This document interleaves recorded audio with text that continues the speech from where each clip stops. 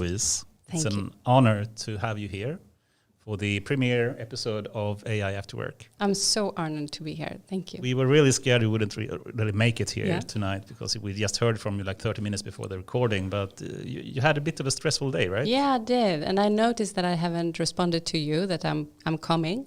I was very happy about the question of me to coming here, but then something happened today. I've been hurting myself in the summertime doing sailing, so I had to go to the ER today. Jesus. Yeah.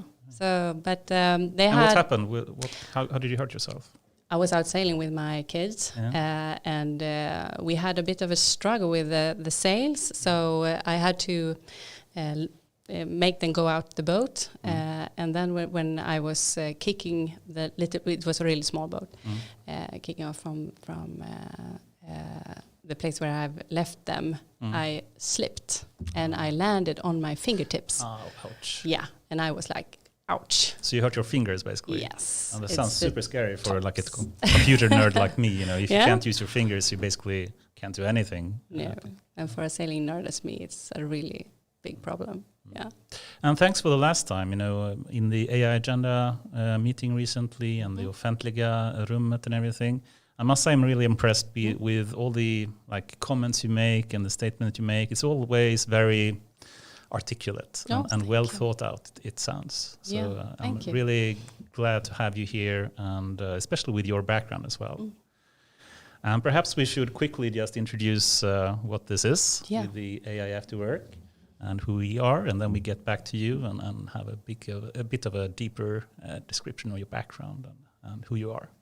Sounds good. Yeah, so this is the premiere episode of AI After Work. So it's a podcast about AI as an after work. And essentially this is all about being digging deeper, digging under the surface of what AI is all about to bring it into society. From the most technical dimensions to the typical challenges of operationalizing or being on a middle manager level to philosophical topics even, what we need to think about. So, my name is Henrik, and I'm going to be one of the hosts here, Henrik Göthberg. My passion has really been on this operational middle manager, taking the vision and trying to understand what does that mean in terms of driving it, and then working with super techy guys to making it happen together with the normal business people. Yeah. So, and I guess I'm the super techy guy, and I think if you've seen this kind of Conway-Venn diagram, it's kind of the definition of a data scientist. It's basically have three circles in it. One is the more theoretical, technical part. One can be the more engineering, and another can be the more domain expert business type of people. And I think that's like a good three-circle representation of who we are here. Also someone understanding the business side of things, and also having a domain expert like Louise here as well, which also, of course, is very knowledgeable in AI. And I think this Venn diagram is a representation for the AI after work, because in order to live in this new core, so if imagine going data and AI first means we all live in the middle. We come from different disciplines, but this is the future world. So now let's talk with all these people who come from the different angles to see what is the future all about, and what do we need to do now to get moving. It's a really good mission. Yeah. And after work means a little bit less politically correct. Yeah. Being able to speak your mind, speak freely, talk about the real challenges. That's an ambition, at least. Yeah, and in English. We have to talk about that. And also very improvised, there's nothing reversed or edited or anything. But I must pick up on speaking English, because you told me something that where you work, maybe you should introduce yourself where you work, and I hold on that question. Yeah, so I work at the SKR, or in Swedish SKR. So that's Swedish regions and municipalities, regioner och kommuner in Sweden. And they have an association that drives their biggest and most important issues towards the government and the EU and stuff like that. And we are also taking care of things that being a region or a municipalities. How do you run it? How do you keep it up? And how do you make welfare for everybody in Sweden. I guess So we are not allowed to talk English. So that's we have to translate everything in English to Swedish. So why is that? Yeah, because we live and work in Sweden, of course, and we have to talk to our members, the municipalities and regions in their own language. So one of the things that we work a lot with, because I'm chief of digital transformation, you can say, we have to constantly translate. Yeah, and this is interesting because I can understand the purpose that on a municipality everybody should be inclusive. We are in Sweden, but from the global data and AI scene and where the talent is and the technology is all about, it's really English is the international language of data, I guess. And you have to be on the international stage as well. Yes. And have to talk about what's important from Sweden, because AI is also a global question. Yes. And there is something interesting in our work together in the AI agenda.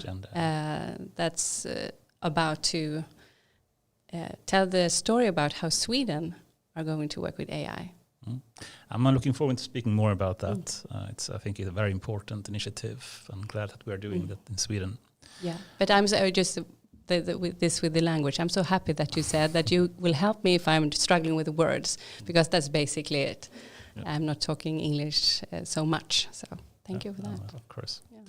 Yeah. And just to close up a bit about what the AI After Work podcast is really all about, I mean, we can basically shortly say it's we're trying to bring you the latest and the state-of-the-art techniques in AI, but also make sure to have that from a business point of view to make it really understandable for how organizations can really make use and operationalize AI properly. And I think also by having the right domain experts in place, like you. So we can really understand all the aspects of it to have a proper understanding of how to really accelerate the use of AI in Sweden. And may I ask you, why do you think this is important?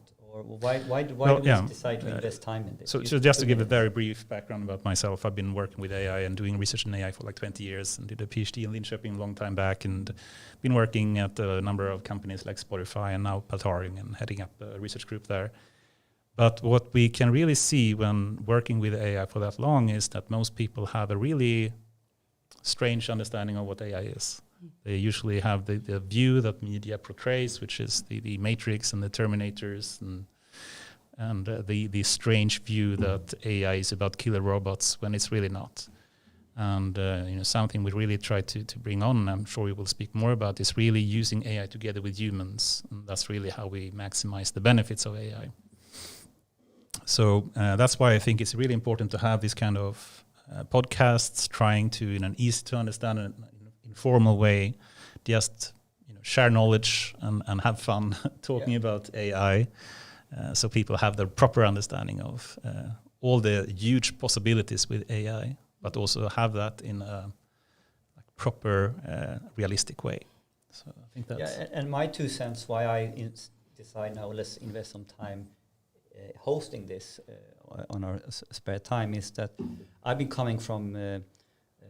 now I'm working a lot with Scania, and I used to work with Vattenfall for many years, and in sitting in this sort of perfect storm of the traditional IT, we need to digitize the whole energy ecosystem we talked about in Vattenfall, and the hardship is really on and the complexity on the middle manager level, which is essentially about this Venn diagram, that basically we have come from the business side or the process side and the IT side, and we don't really live in the new core yet. And it's not until we have this mind shift and start bringing these different disciplines together that this will work. So this is why I'm so passionate when we say, let's talk about this and let's make sure we invite guests to cover the different perspectives. I think it's great.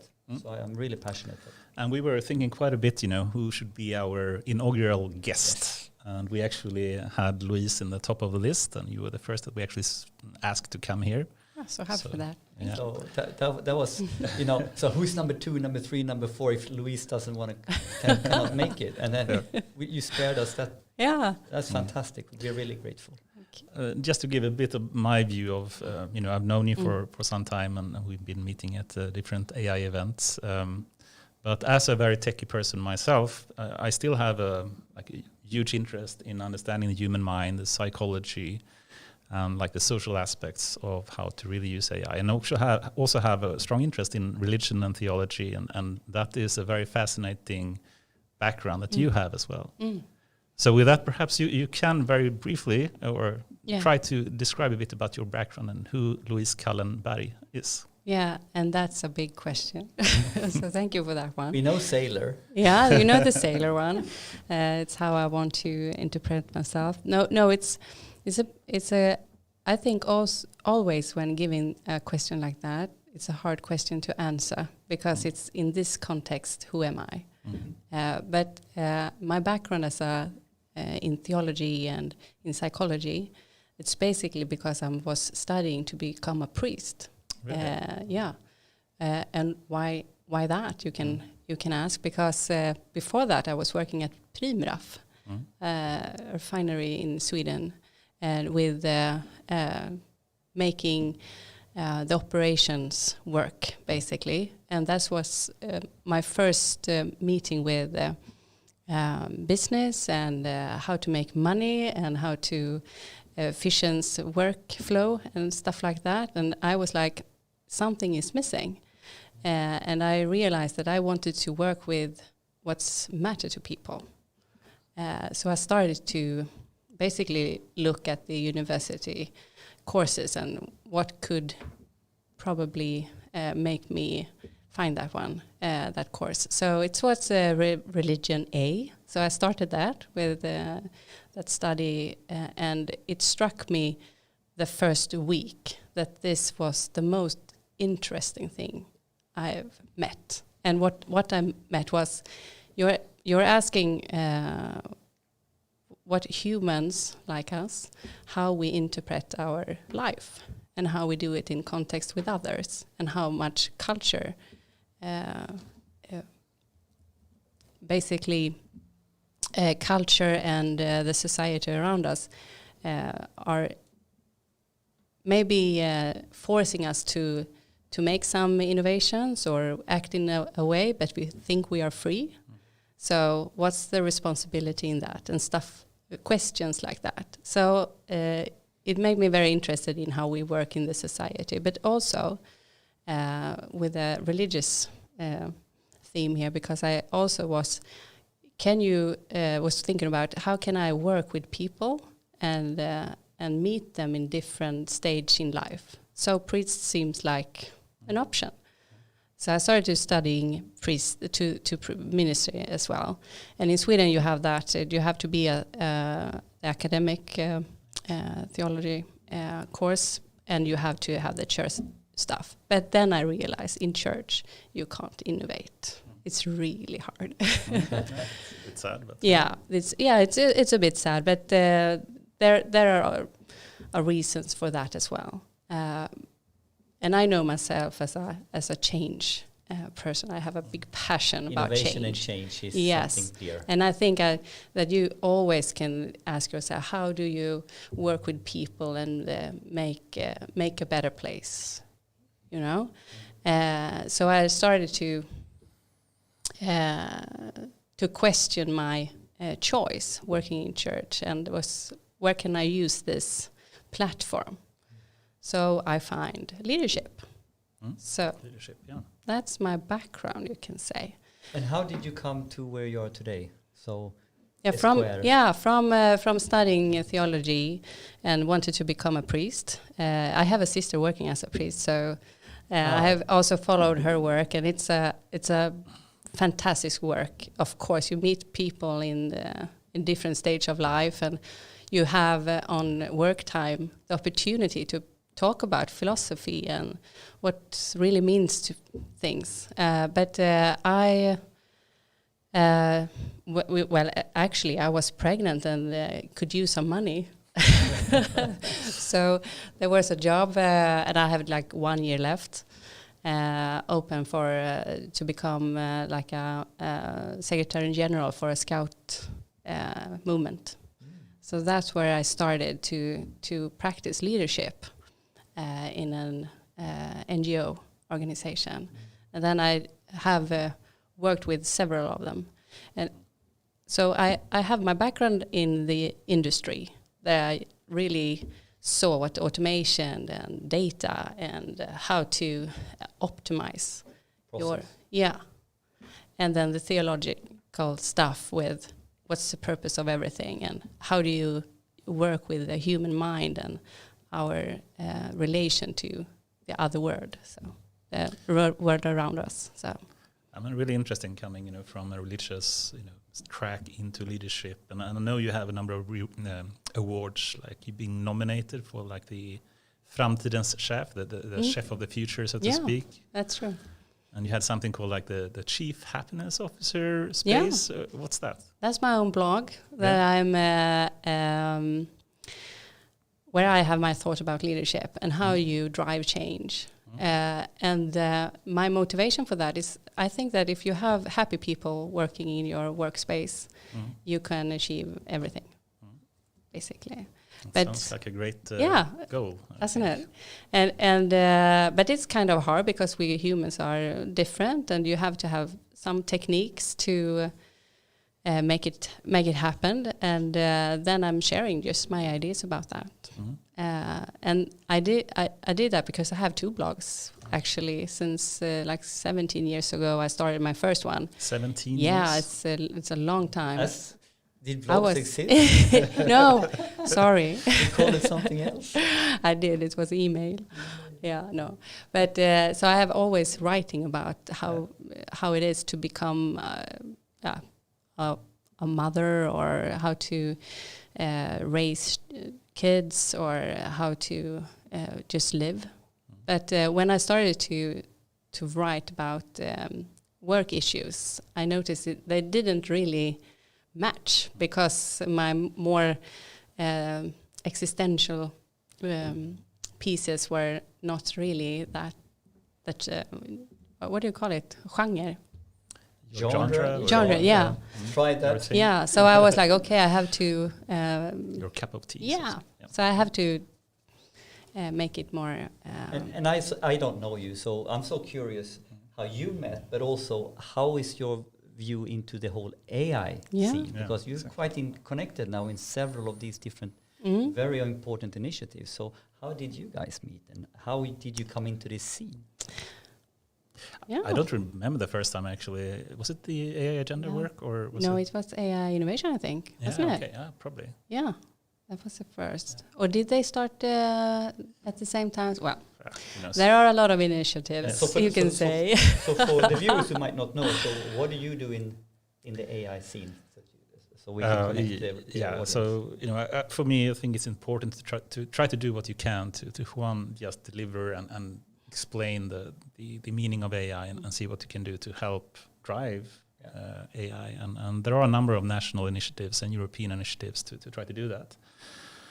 So we probably can speak more about that later, but some of them are the AI Innovation of Sweden that just recently, this day, actually yesterday I believe, changed name to AI Sweden. Yeah.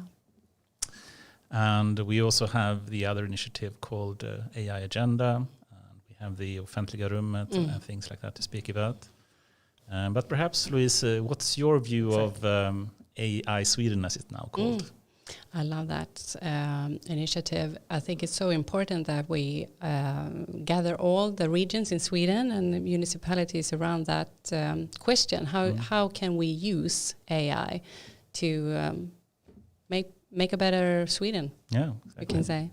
And what we're trying to do in AI Sweden, as I understand it, is to make us not only talk about AI, but to use it. And it's kind of hard because you have a lot of legal issues in Sweden that you have to address, and you have to have like cases so you can, show people, that decision makers, what's wrong with our legal system, Sure. And you also have to manage data. And in Sweden, we are not so good on sharing data, but we are good to manage our own data in our own way. So in the initiative of AI Sweden, as we call it now, we meet and find project that could help us solve this kind of problems. Yeah, I mean, it's a super important initiative, I think. And, it's a government-funded project with hundreds of millions in funding. And now, starting off with a central organization and now also starting up a number of regional, speaking about SGR, nodes as well. So I think we're up to 6 nodes now, if I'm not wrong. Yes. Trying to make sure that we really capture the local needs as well in what industries they have and how we can help with data and AI to really accelerate their growth. And it's a collaborative initiative as well. That's why we met, basically. Exactly. Really important stuff. And an AI agenda is what is that? How do you? You want me to answer that? Yeah, I can give you an idea of it. But we, of course, want to make sure that also politicians and the government really understands, how we can accelerate AI. And my usual, when I go out speaking about AI, I'm trying to explain the situation in the world. And people, believe and think that AI is, really prominent and driven by US and China, which is partly true. But if you look at it more closely, you can see it's basically the big tech giants. It's the Google, the Facebook, the Amazons, the Microsoft of the world, or the Chinese companies, the Alibaba, Tencent, Baidu, and so forth. They are really accelerating in a rate that is staggering. Unfortunately, most other companies, and especially in Europe, is not really keeping up with that. So that is some piece of information that we really need to talk about and make people understand. And we need to accelerate also in Europe and in Sweden our use and coordination of AI. And I think that's really one of the top goals of the AI agenda, trying to come up with some number of suggestions, action points to take that we can speak to politicians about and to other organizations and really demonstrate how to best make use of AI. Would you say that's a good description? Yeah, yes, really good. Yeah, and to come together in Sweden from different sectors is really the Swedish way, I believe. And we are talking about how we can collaborate and have like a line that we are following together, but not doing the same stuff, because that would be impossible.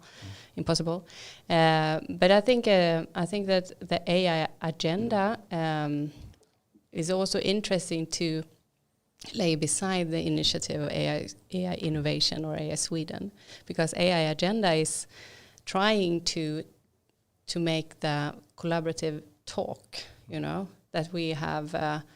As I always wanted to lay on the table, this is like a movement. So we have all to be a part of a movement and ask ourselves, what is my part of making AI possible to use in Sweden? And it's so interesting that you point out that big companies, because that's basically how we think about those who run the scene, But isn't it like, maybe you can answer this, isn't it that Sweden and the public sectors, because we have so much data, so we have like an what do you call it, potential? Opportunity and a potential to like be a really superpower in using data. I think Sweden has so to many support, lives. Exactly. Yeah. But let me now throw some fuel on the fire. Yeah, please. Because what's the real challenge here? Because at the one hand side we have great people or techie understands this, and of course we need to push the whole agenda with politicians for investments and stuff like that. But I think it's a big pink elephant in the room here, that on the operational level out in the organizations, people are so far away from understanding how to get started, how to do this. So if I'm a little bit rude, I think AIAW Sweden is talking about AI 2030 and the innovation agenda. And I think we need an AI 2020 agenda. Where do we get started? I mean, this is where I'm coming from, the communities and open source discussions that I want to have, peer-to-peer between different corporations and public sectors.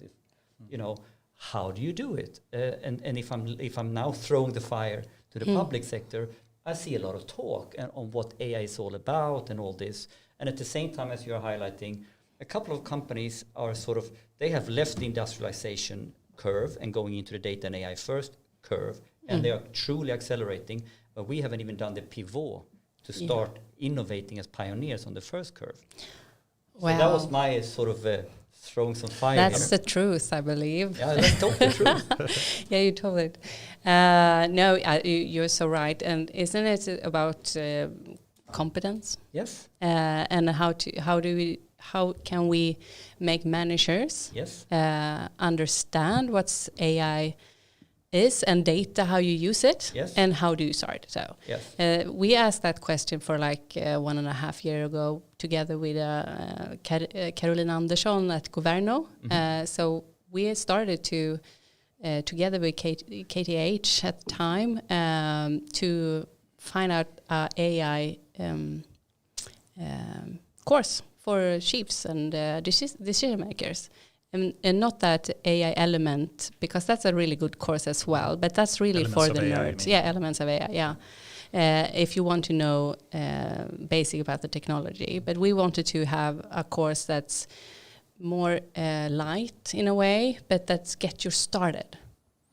So we looked at these courses at MIT and stuff like that. And now we have launched it. So I think today, actually, 3rd of September was the first ending of one of those courses. So we are so keen to see how that went. So we have I don't know exactly how many, but we have had a really strong interest for that. But that's our way to make that happen, because it's so true. Without any knowledge, you can't do this. And I guess in Sweden, we have big opportunities and potential, as you say, and we have a strong digitalization already. Perhaps not that proper use of AI yet, but at least we have some of the prerequisites, so to speak, of having a lot of data and digitalization available, and a high level of education. And I guess the course you mentioned, that was in SKR, or it's we have it together with AI Sweden. Oh, okay. And perhaps people don't all know, what SKR really is. No, maybe not. And you work there as a innovation officer, so to speak, of digital innovation. But if you were to just briefly describe what SKR is. SKR, SKR, the Swedish region and municipalities. We are the association for them. It's an organization with every region and every municipality in Sweden. They are member. So it's free of choice, but everybody is with us. And we are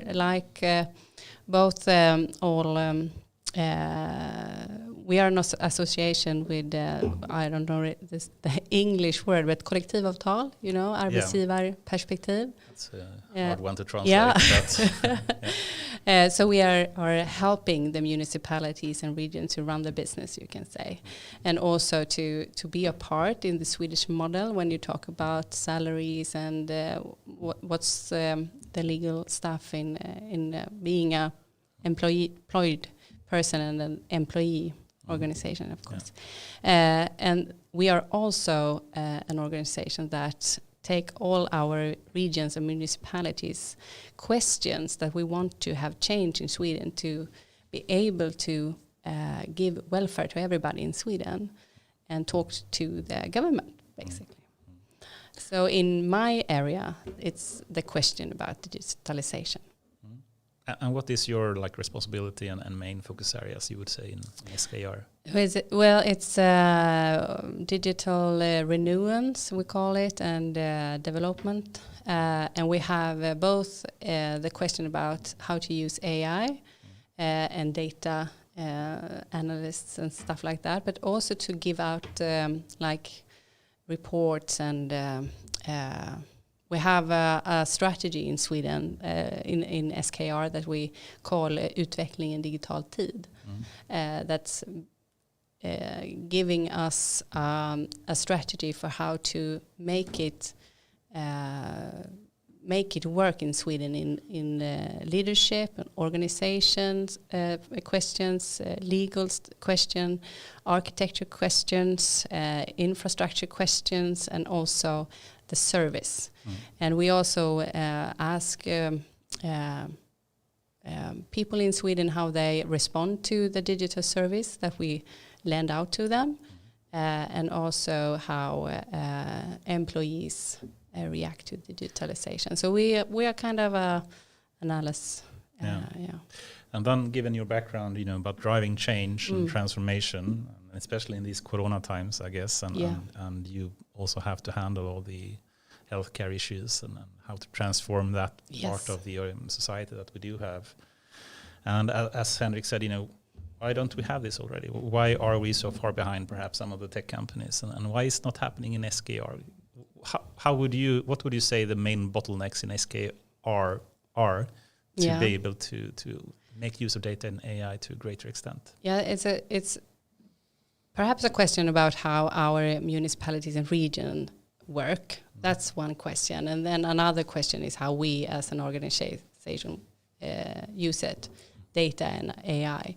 And I can answer them both with Sweden was really early in digitalization of the public sector to use,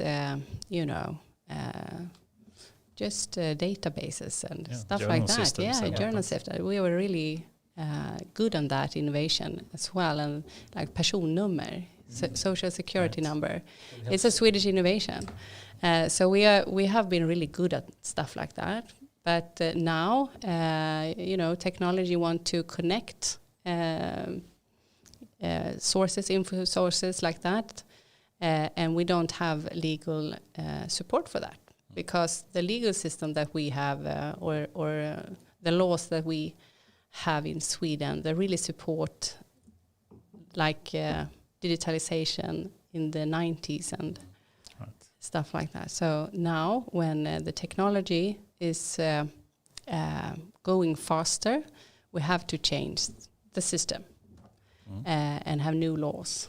And it's not so easy in Sweden because we like, to be really, really sure on how why we're going to change something, and then have consensus, of course. And consensus, yes. And we also like to do utredningar. Pre-studies, yes, and think together, really. And at the same time, the world is on speed. So that's really our problem today. So we have to have another way to manage to make the... become more agile, so perhaps, or but the fundamental stuff that you need to change. So you have to have structure, you have to have finance, you have to have the laws in place, and you have to have a government that can change. But what you're highlighting, but still be really trustworthy, of course. So safety and trust, I guess, is super important. Super important. So I think what I'm hearing now from the public sector SKR perspective, it's the same fundamental challenges as living in the middle of the storm in a corporation like Vattenfall or something like that. Yes, and it's the same. And this has been my personal journey and trying to understand and even changing the mindset on how this leadership and change needs to go about. So I have a background being consultant. I even came into working with Vattenfall as a consultant within the business and data BI space at that time, but moved more and more into the whole fundamental data-driven and move into the groups level. And what my key takeaways here is that the traditional sort of approach, we are here, now we do a gap analysis and a to-be, and we do a transformation project, it doesn't work. No, it doesn't work. So for me, it has been to how do I orchestrate an engine and continuous learning? Exactly. How do I orchestrate community and drive with different mechanisms that is completely different to Tayloristic type leadership? And you could call it agile, but essentially I think the most important topic is the fancy word DevOps. So our business will continuously be developing and operating at the same time. Yes, I think that's so right. And now you have our budgets, our line management, run spend, and project management. And now we need to do something else. Yeah, we need to do something completely different. And I think that That's why I'm into these questions, because it's about leadership change, and it's how to make people engage in the vision, and try to have an organization with a culture that you have to be able and have the right to test and have a courage in a way, and you have to trust your employees that they can find the best way to make it work. And that's not the culture that we have in the public sector. No, and ultimately now we are... Or at Vattenfall. This is one of these goosebumps. I get goosebumps opportunities when something is happening and oh shit. Right? Yeah. For me, what I've been trying to figure out together with friends and peers, community, is these mechanisms. So basically focusing on installing the right mechanisms or the right sort of, that will then make this self-propelling. So when I try to go in and do the consultant thing, to be gap analysis project, the nice Gantt charts, it's too complex because it goes across everything. So here now, what those mechanisms are and how you build an engine that then self-propels. That has been my sort of experiment for the last 10 years to figure that out. Good questions. So me too. Yeah.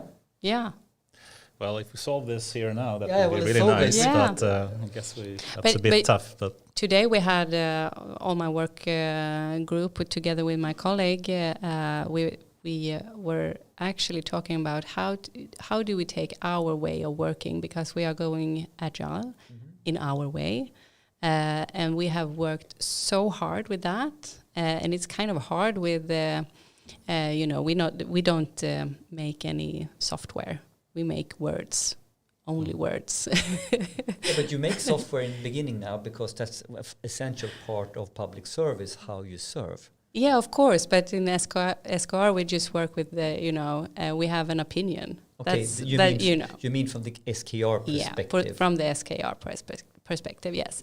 But we have been challenge ourselves with how can we, stop being that lonely lonely expert that sit and think about how to change, and how do we transpond our way of working with, engage the regions and the municipalities in our way of work. So this is the mechanism to figure out, to rethink what is our core purpose and how will we execute that. Yes. And my 2 cents, knowing nothing of how you work, but stealing from what we do in Vattenfall and in Scania, it's the same challenge, right? Huge corporation, fantastic niche pockets where we do fantastic stuff, but how to get that across? All of a sudden now we start thinking more about, okay, how do we become facilitators, orchestrators, a house of open source. So we are talking a lot now of let's learn from the development community around open source. Can we create that mindset, not only about open data, but open source processes, ways of working, that basically then puts you in a different role? And this is also a little bit, I think, what the head office role can be in a big corporation towards the local office, or what the state is towards the municipality. It's a different mindset here. Yes, it's a different, and that you together mind out what are we going to do, and then try and learn and be curious. Yeah. So speaking about together, I think that's an important topic, and some people have this view of AI being something that replaces humans. Another can think of AI as a way to augment humans and make them more efficient. And we just heard, for example, today in the morning news how nurses basically are quitting the jobs because it's too high workload and the working environment is not really good, and they have to do a lot of administrative, kind of repetitive and boring tasks. And what's your view on that? How do you think AI will more replace humans, or will it actually be a tool that can actually make humans work more efficiently and focus on the right other things? Or it can make the workload much easier to handle. and you can use AI to have a help in decision making. As a nurse or as a manager, it really is the same thoughts that we have. They are not going to take any jobs. We need every person in the welfare system to work for the public sector. And the problem today is that we have to lay a lot of time and effort on data and administration. Yes. And the boring stuff, you can automate it. So remove the boring parts. Remove it. Let people do that. Yeah, and try to think about what's the purpose of our work. Well, it's to meet people with problems and try to solve their problems. Social aspect, psychology aspect, right? So if you have time to meet other people and try to think, how can I use data and information in a way that helps me help others? Yeah. Then you have your purpose with AI in the public sector. And also if you want to how do I work, how do I use all competence that you have in in school? You have a lot of competence, different competence, but you have the question about the scheme. It's really hard. Today it's a teacher doing that. Is that really, you have room, you have competence, you have pupils, and then you have a person today that's sitting and trying to map it up. You don't have to use that. I think this is so vital in this conversation around why we need, if it's AI is replacing jobs. It's replacing administrative tasks, and also then going back to understanding what AI is right now. Yeah. What the purpose is there is we are not talking science fiction, general AI. We are talking narrow AI. What does that mean, Anders? Yeah, and that's one of the classical misunderstandings of AI. They still think, about the Matrix thing or the Terminator can do anything. But in reality today, AI is very, very different from humans. So there are some things that AI can do really well, and there are other things that humans can do really well. And to just give a simplified view of that, AI can really go through a huge amount of data very quickly, but with a rather shallow understanding. But the level of understanding is increasing, but it's not to the extent that human can do it. So human can have a much deeper understanding and put things in context to all the background knowledge that humans have. And one of the classical examples to speak about SKR and about the healthcare system, and in Peltarian also worked with radiologists that have to, for example, create a treatment plan for cancer patients.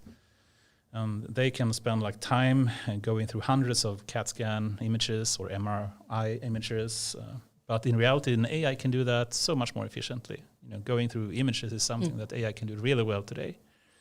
And then the human can focus on the more important things, how to really create a treatment plan, given all the background knowledge that the human expert have, and then spend time on that instead. So I think that's a great example of how you can use AI to take the boring parts out of the tasks and let human focus on the important stuff. The happy stuff. Yeah. Meeting others. Yes. Yeah.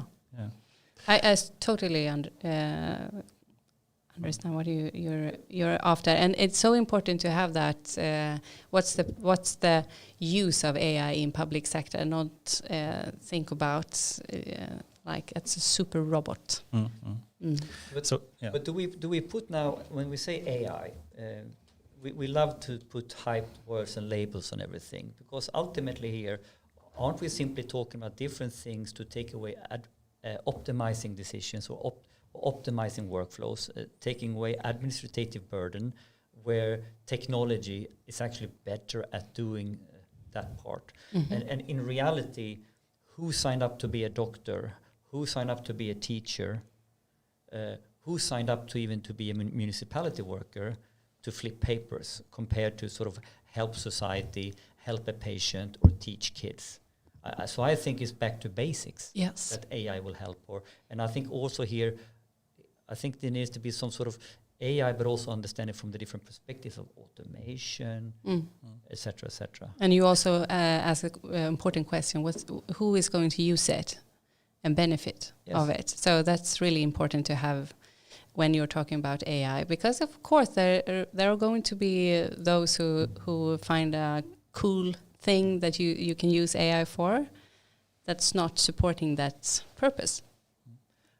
Cool. I'd love to get into some more interesting and I think favorite topics that you have, like AI ethics and religion and connection to that. But before we do that and just try to close up a bit about the SKR thinking, if you were to think in like best case scenario in like 10 years in 2030, how would you see SKR working then? With AI? Or in general? In general? Well, I hope that we have made a process really together with our municipality and regions and the government to together explore and take forward what do you call it? Spelplan. The playing field. Play field, yeah, and everything that we want, how we want it to work, so we can make data useful to solve our really big problems in Sweden, and make us useful for people. So I hope that we then in 10 years have achieved that. A much better healthcare system, perhaps, where humans can actually work with the good things that they can do. And if you go to the everyday life for humans in Sweden, I think they will, find it's easier to connect or have the right response from the welfare system, or when you try to build a house, it's not hard, it's easy. So stuff like that. Cool. Should we move into the ethics thing? I'm very eager to move into that. Let's not miss the opportunity when we have such a guest today. So let me set up a bit, and I can speak about some research project we're doing at Peltarian, and we're working with medical data like journal text, patient journal text, for example, and then trying to use AI for doing things like trying to predict should we prescribe antibiotics or not, for example. And then today's AI can perhaps make a prediction, but it can't really explain well, but we can improve the explainability, and that's actually one of the research field we're spending a lot of time with. But there are a lot of problems with working with sensitive data like this. Of course, we don't want to endanger any kind of integrity, privacy problems with this type of data. And we certainly don't want to make like AI making a decision that is based on like biases and the wrong kind of decision. And perhaps we can just start the discussion from a very philosophical point of view, and let me set up the trolley problem. Perhaps some of you out there have heard about this, but it's basically the idea that you have a train coming down the track, and you're standing besides the track, and you can see that there are 5 people tied up to the track in some down a path down the track, and you can see they will basically be killed. But you're standing by the switch, so you can potentially flip the switch. The train takes another side track, and then it's only one person tied to the track. Now you have to make the decision: should you flip the switch or not? And there are a number of like moral considerations here. Have you heard about this problem? Yes. What's your initial thought? Should the person flip the switch or not? Well, that's a question, because if I say yes now, does it make me a potential murderer? Because that's really what's happening to that person. Exactly. Taking one's life by purpose. Or if you don't do anything, you can always say, well, I didn't kill them, it was the train. But the philosophical question here is, do you see what's going to happen? Aren't you responsible then? Anyway, aren't you equally responsible for if taking no action at all? Yeah, doing nothing. And if you are taking this to today's topic, if we don't use AI in public sector to help humans have a better life in Sweden, are we responsible for the missed opportunity then? Yeah, exactly. So not doing the investments and innovation could actually be a sign of taking no action. And can you save a person using AI? and not going in that direction, are you then responsible for taking that person's life? Yeah. Or not? Are we killing more lives but not using AI? Yes. Yeah. But let's take this ethical question. Yes, save lives, yes. Let's take this down to earth in a normal corporation where I find around change, people seem on middle manager level, the safe choice is to I duck the question, I don't say anything, as this was some kind of, I didn't make a choice. But essentially, not doing anything is the no choice to change or to this. Yes. And I think here lies a real big challenge in our leadership today, that this is okay, that we are not recognizing that the inaction, there should be accountability for inaction. To do nothing, to duck the question, is essentially saying no. Yeah. And why is that morally okay? Why is that morally okay? Because I would say in Swedish society, it's morally okay right now. Or this is culture. Is that fair? Or is it? Yeah, no, I think that's a way of talking about it. Because what's the difference between animals and humans is that you have a choice. And you can think about it. You can think about responsibility. So if you have a freedom of choosing, you also have the responsibility of your choosing or not choosing. And if you have a way of thinking about it, then you are responsible. But the interesting thing about ethics and moral, that it's some way of what's normal and not. So if you are going to talk about ethics, you have to talk about what's normal and what's like the new normal. And today with COVID, we have a lot of talk about the new normal. And basically what's happened is that our behaviors have started to change our values and our thought about things. And that's how you change ethics and moral issues. But this is maybe one of these key mechanisms we are talking about, to find the levers, which is on a cultural level, I guess, in a society or in a company. Yeah. Well, or is it somewhere else? Is it it's culture. It's culture. It's always culture. But it's perhaps when you behave as a human, you want to be liked. So you use the ethics around you, but you're not aware of it in everyday time. But you always want people to like you. That's why I'm nervous about talking in English, because I'm like, well, this is not my field in my day life, but it's our normal here, and then I have a question about it in my head.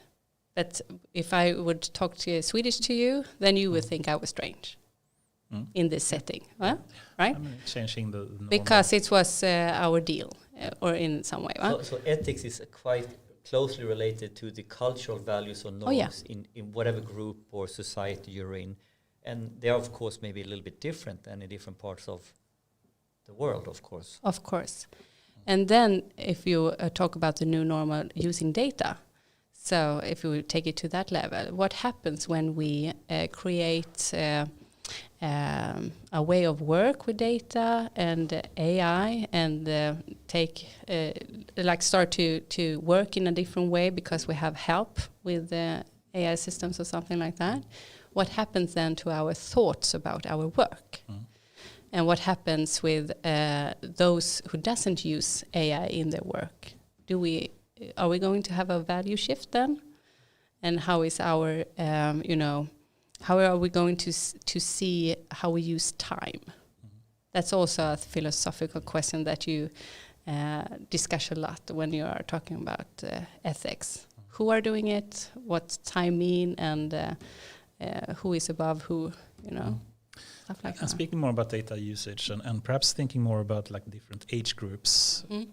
Some millennials and younger people are used to using Facebook and Instagram and Snapchat and whatnot every day, not really caring about sharing the data that they have. But are millennials? They are like 38. So are they young? I'm very old guy. Sorry for that. Okay, so younger than millennials. Yeah. Yes. Okay. Generation Z.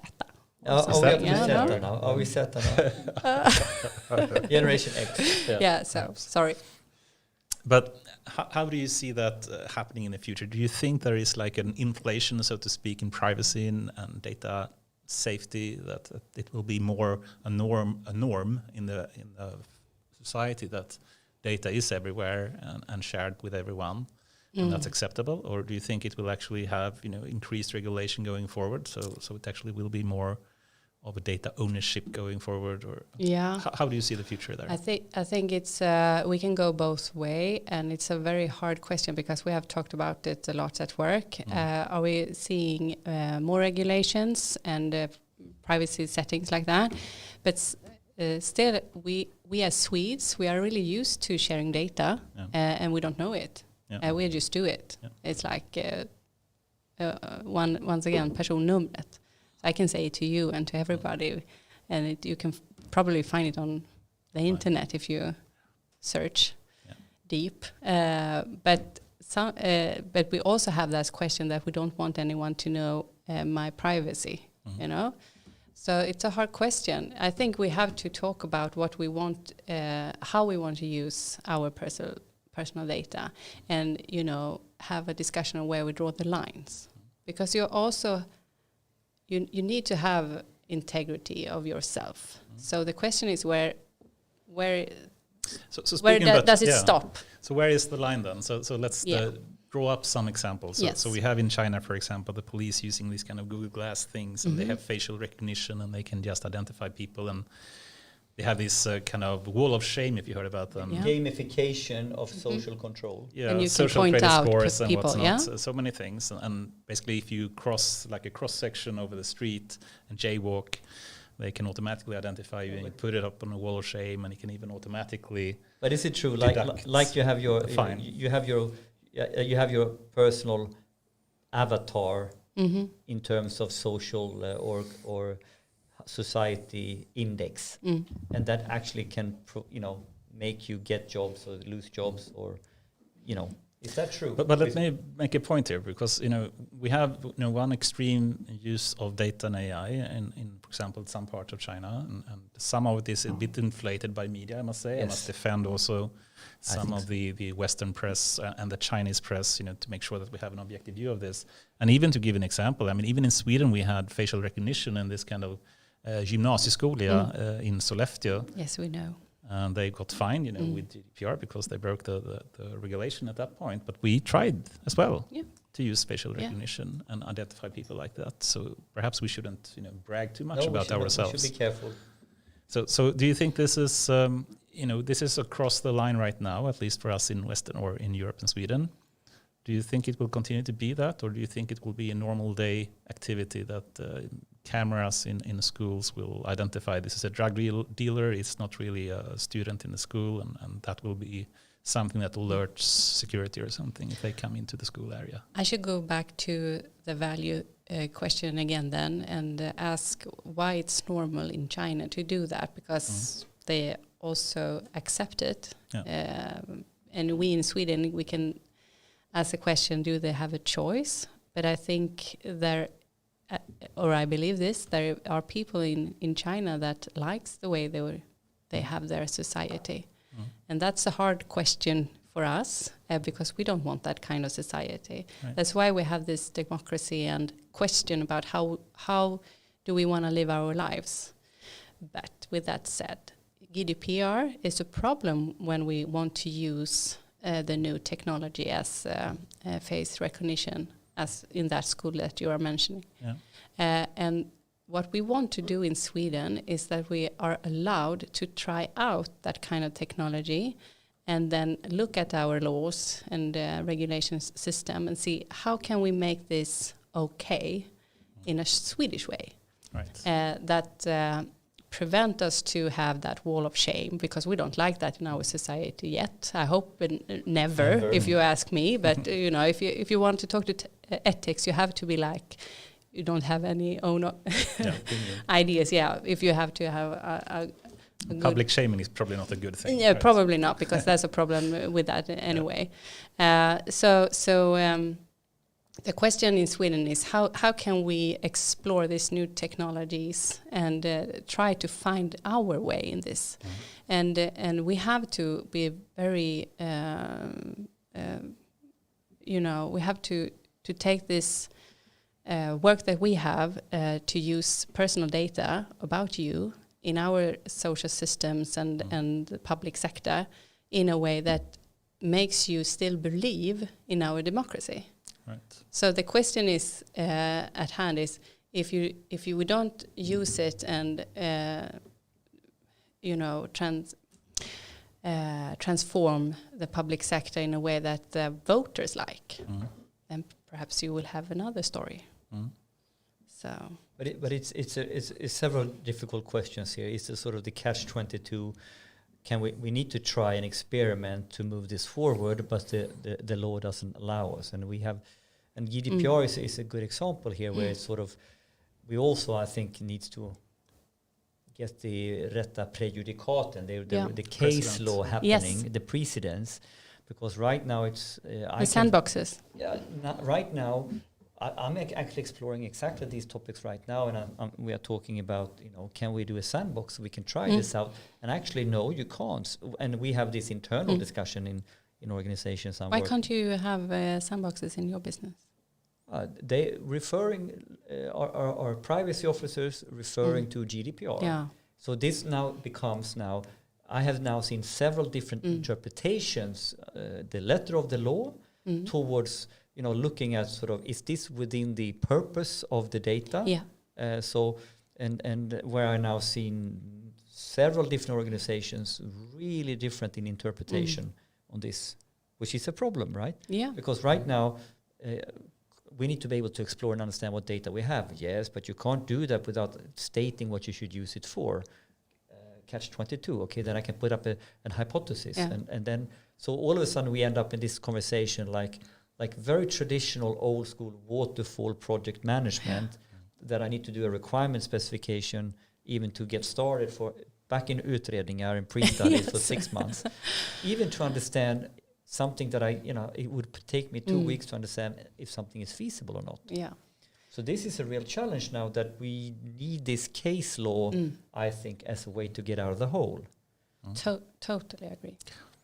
That's our one of our biggest missions that we work on at SKR.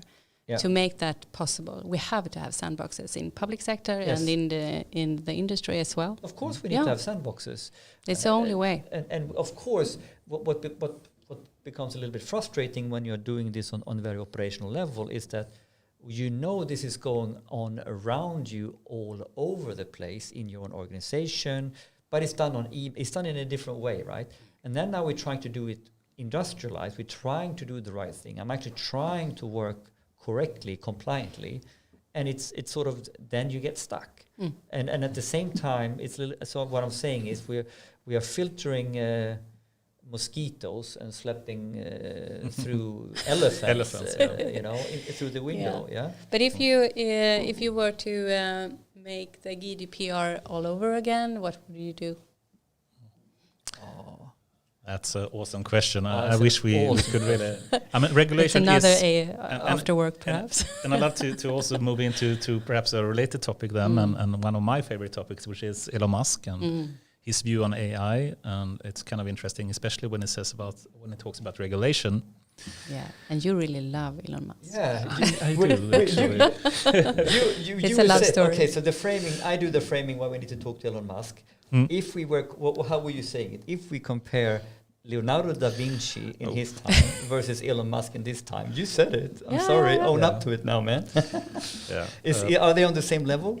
That's a good question. Do you think so? Oof, I have to. Okay, so yeah, sure. They are sorry, guy. In a different dimension, of course, and different times. But it would be really interesting to see, what would Leonardo da Vinci do in these times, and Elon Musk in those times. Yes. Tell us the story. That would be super interesting to see. Yeah. But just to go back to regulation, because I think it's an important topic, and then I want to, before we end, also touch a bit on religion and that topic as well, if we have some time for that.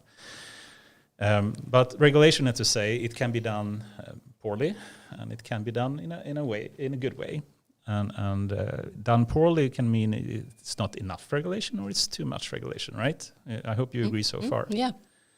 And GDPR is certainly not perhaps perfectly implemented, but had good intentions. And I hope you also agree with that. So that said, what is really the best way to improve regulation going forward? We know there is happening a lot in EU right now with new regulation coming in place in this year and so forth. Do you have any thoughts about regulation? Especially I can imagine SKR, this is a very important one, given how sensitive data and important fields and high-risk applications of AI, as EU calls it, that you have in SKR applications.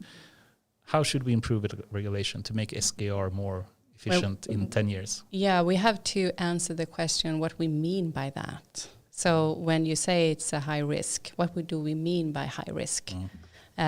Because sometimes we have the feeling of being afraid of the AI because we don't know what it is. So we interpret that everything is high risk. So you have to, answer the question, what do we mean by that? Yeah. And I think that regulation from EU is have a problem with it's too fluffy in a way. Yeah, exactly. But so we have to have, a way of working with this so we can have the cases, again, the sandboxes that interpret what we mean by high risk and low risk and the gray zones, of course. And we have also to decide if we want to use AI. It's like the cabinet question. Do we want it? and I think that and then we have to understand what it is, because I think we want it, but then we have to, have a way of using the technology and see what's happened in our way of working and the field of what's important for us humans to take care of and protect, and then take a step. You were into this before, that it's not actually nations that is sort of moving ahead. It's some tech giants, and clearly the regulation and however it works today, the way we have it today, I think it's actually increasing this data and AI divide, because the more knowledgeable you are exactly on what you're doing, you can manage the GDPR regulations. So it's more about our illiteracy in truly understanding the technology that makes us hesitant in what we do. While if you go to the tech giants, they can isolate the problem and the question by the law and fix it, and even enter it into their 20-page agreement. Of course, that you sign. So this isn't it about risk management then? Perhaps to be better, because I think that if you manage GDPR, you are good of having like a risk assessment of your information and good on interpreting what is information to be. And isn't this the core? Careful about. All business, public sector maybe not, but all business is risk. There is a beta in terms of what's the return on your investment. Yeah. The higher the risk, the higher the reward. And here we want to do something which is a conscious human, good for human risk in business. So there is never zero risk. No. And even if you now have GDPR, the same risks has existed forever. And all the big security breaches, they are very far that has been sort of technology oriented, but in the end, it's more people oriented. Normal theft. And just to comment a bit what you said as well, I mean, for the big tech giants, that they know not only how to use AI, they know exactly how to work with regulation. Exactly. They have the big legal teams necessary to actually fulfill all the requirements and comply with all the regulations. Yes. Whereas normal companies and companies not really used to using data and AI have nothing. So they actually increase the AI regulations divide, has right now is accelerating the divide now, unfortunately. But I think back to AI Sweden, we have a big opportunity there to have the legal teams for the small companies and also have the legal team for public sector or the collaboration between the both of them. So because of course it's about managing the risks and also the regulation there is. And we also say this to our municipalities because we have a network about how to use AI. And then our key take is you have to try, and you can do so much with automation today inside of the laws. Exactly. Yeah, there is surprisingly. so you can do it. Yeah, you as can long do as much. my usual way of phrasing this, especially, you shouldn't regulate the technology itself, but the effects of it. Exactly. So it's really what you use it for, and if it can kill someone, then it's important. So self-driving cars probably should have, higher regulation than Spotify recommended music. Yeah. I mean, you can get really angry if you get recommended music, but perhaps you won't die from it. I'm not sure. That's a good point. Yeah. Cool. Should we? I'm not sure how much time we have left, but I would love to have some discussion about religion and let's go with that as our last topic for today. Yeah, it's a good one. And this is not easy to get into, but let me try to start to set something up. And we have the concept of singularity, which basically means at some point in the future, and this is basically from the Terminator, and you can see these kind of movies. At some point in the future, there will be a time where we have a level of intelligence in a system that supersedes that of humans. And we already have that today, but for very narrow tasks. But there will be a time where it basically doesn't really require humans to do that and to develop new skills. So that can be a potential dangerous thing, and that is why Stephen Hawking and Elon Musk and many other people say things like, AI is the last innovation that humans ever will do, and these kind of things. Yes. I don't really want to boast that kind of thinking, but that also, comes a bit into what is really God in that situation. What's your, how do you see a future where perhaps we have machines? We know that machines can play chess much better than humans today, and Go and StarCraft and whatnot. And that is continuing to accelerate in an exponential rate. And how do you connect that to your view of religion and what God is, and how will a computer ever be connected to God in some way? Yeah, big question. You have to start with the question: what do you mean by God?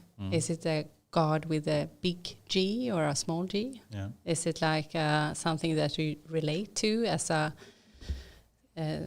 like a force, or is it more like something that's a way of faith? Yeah, faith and love and compassion and stuff like that. Do you think an AI will ever feel love? No, I think not. I think AI always going to be something different from humans.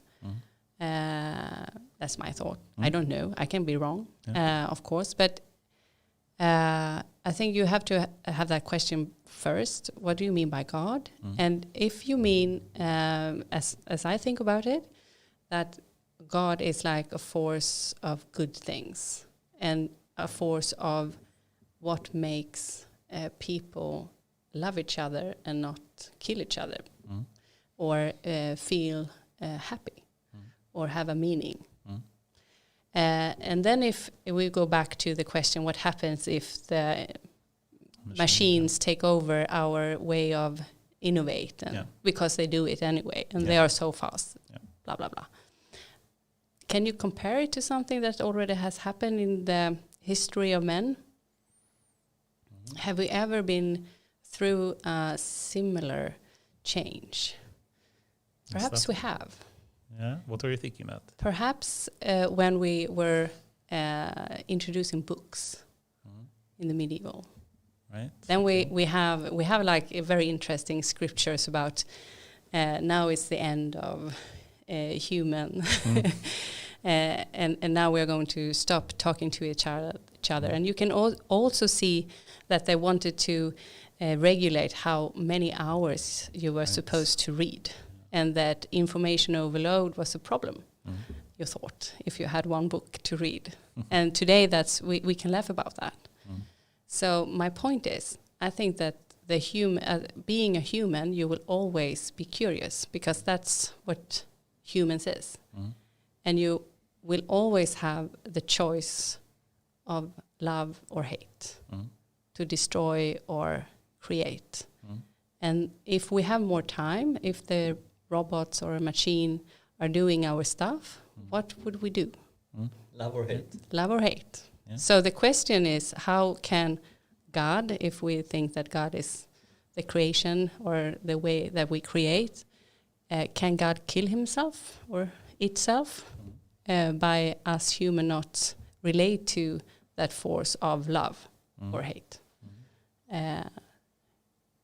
So that's big question. Yeah, that's the funny part of talking about stuff like that. That it's really opens up a window of opportunities. And today we don't really have a way of talking about these big questions and what happens when and what is God or stuff like that in an easier way. I really appreciate you telling me your thoughts, but it's rare.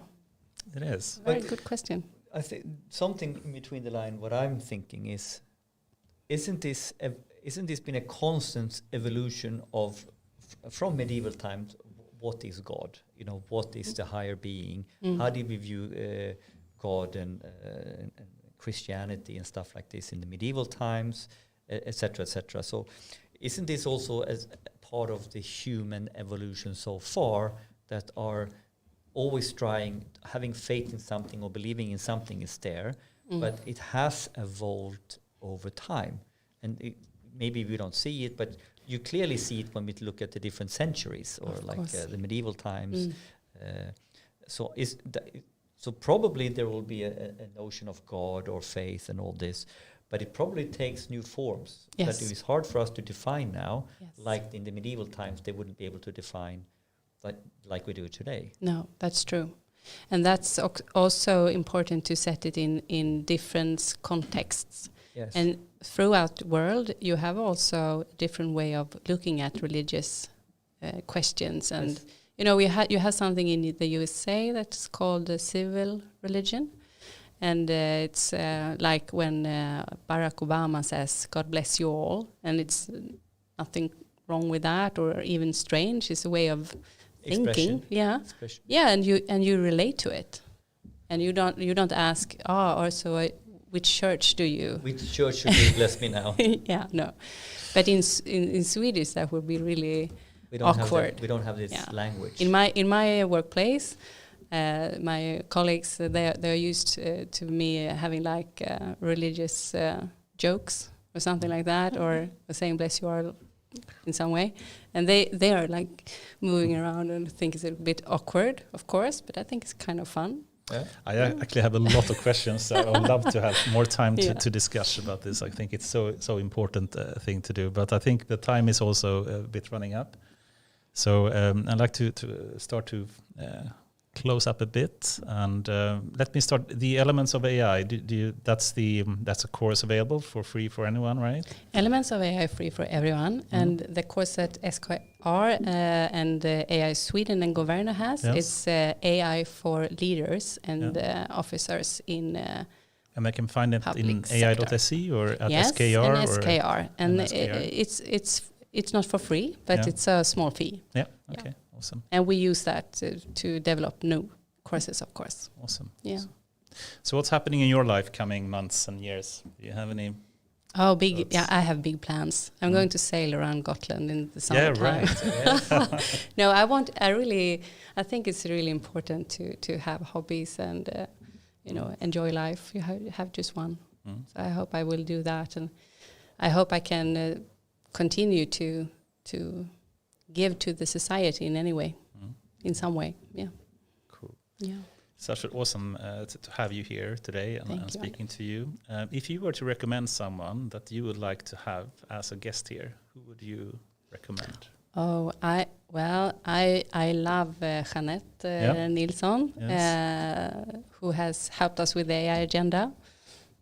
I would love to have her as a guest, of course. And then I have a personal idol and a former boss, Ann Helenius, that I just love. Awesome. She's really cool.